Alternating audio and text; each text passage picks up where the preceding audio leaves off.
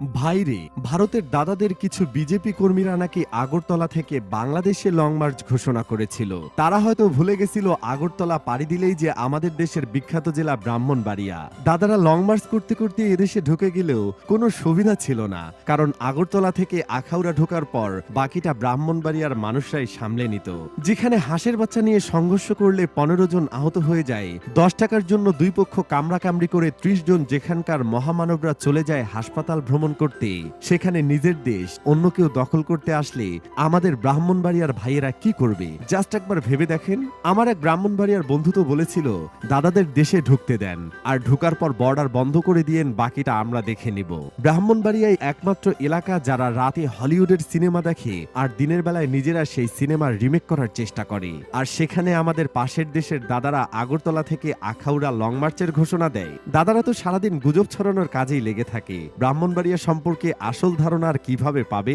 আগরতলা দিয়ে বাংলাদেশে ঢুকতে হলে ব্রাহ্মণবাড়িয়া পাড়ি দেওয়া মানে প্রথমেই এক ভয়াবহ অ্যাডভেঞ্চারে পা রাখা। লোকেরা বলে ব্রাহ্মণবাড়িয়ার রাস্তা পাড়ি দেওয়ার আগে হেলমেট পরে কান বন্ধ করে আর বুকে সাহস বেঁধে নিতে হয়, কারণ এখানে ভাঙা হারমোনিয়ামও আপনাকে ধমক দিতে পারে। তাই তো আমার বন্ধু কেরামত ভারতের দাদাদের উদ্দেশ্য করে বলেছিল, তারা পারলে আমার কাকাদের থেকে আমার বাপের মেরে খাওয়া জমির অংশটুকু দখল করে দেখাক। সেটাই তো পারবে না, আবার দেশ দখল করবে। যারা ভয়ের চোটে পাকিস্তানে ক্রিকেট খেলতেই যাইতে পারে না, তারা নাকি আবার বাংলাদেশ দখল করবে। এসব শুনলে মানুষ বোকা চৌধুরী ছাড়া তো আর কিছুই বলবে না। হলুদ সাংবাদিকদের হলুদ নিউজ নিয়ে লাফিয়ে আবার 2 দিন পর থেমে যাওয়াটাই আসলে দাদাদের কাজ।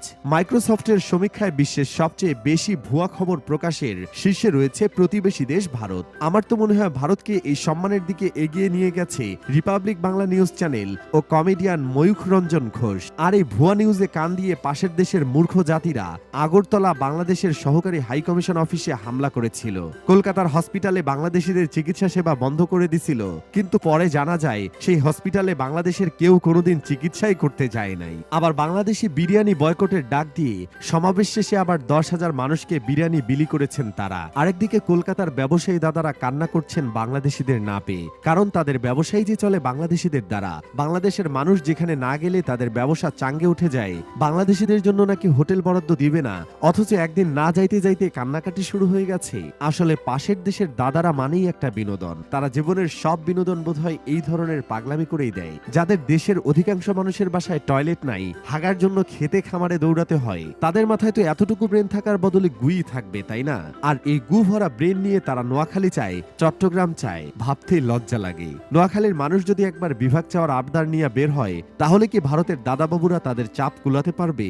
10 তারিখ নাকি ভারতের পররাষ্ট্র সচিব বাংলাদেশে আসবেন। আসলে দুই দেশের উচ্চপদস্থ লোকদের দ্বারা এসব চুলমার্কা ফাইজলামি শেষ করা উচিত। এবার দাদা বেশি বাড়াবাড়ি করে ফেলতেছে। যাই হোক, শেষমেশ আমি গোলাম হোসেন একটা কাজের কথা কই, বলিউডের সিনেমা আর বাস্তবতা অনেক কঠিন ভাই। দাদারা আপনারা চাইলে সিনেমার মাধ্যমে আমাদের বাংলাদেশ দখল করে দুধের স্বাদ ঘোলে মেটাতে পারেন, আর আপনারা তো এই কাজে বরাবরই সেরা। চালিয়ে যান, শুভকামনা আপনাদের জন্য।